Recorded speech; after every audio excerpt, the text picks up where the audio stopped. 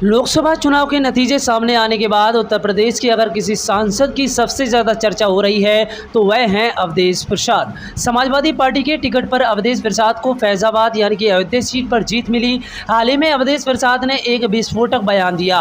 उन्होंने कहा कि राहुल गांधी और अखिलेश यादव ने मिलकर इंडिया गठबंधन की सरकार बनाई है। सिर्फ इतना ही नहीं, उन्होंने बीजेपी सरकार जाने का भी दावा किया।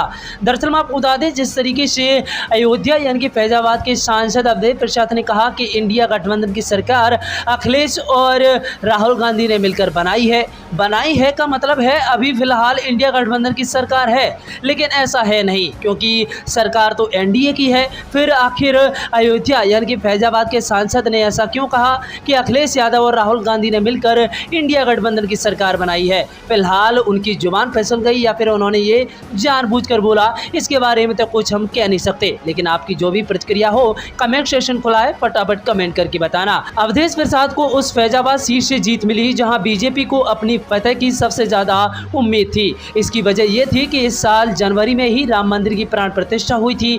हालांकि चुनावी नतीजों में ऐसा नहीं हो सका। यहाँ पर इंडिया गठबंधन के उम्मीदवार के तौर पर अवधेश प्रसाद को उतारा गया, जिन्होंने बीजेपी के लल्लू सिंह को हराया। समाजवादी पार्टी और कांग्रेस दोनों ही इंडिया गठबंधन का हिस्सा है और यूपी में इस बार अच्छा प्रदर्शन किया है। समाचार एजेंसी एएनआई से बात करते हुए अवधेश प्रसाद ने कहा, वोटर्स और सारे देश ने संदेश दिया है कि अब धर्म पर आधारित राजनीति नहीं होगी। इस तरह की राजनीति को मतदाताओं ने नकार दिया है।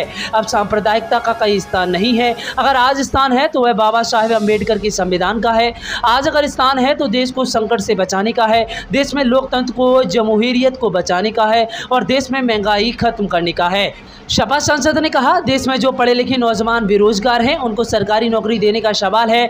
देश को एक खुशहाल राष्ट्र और मजबूत राष्ट्र बनाने का सवाल है।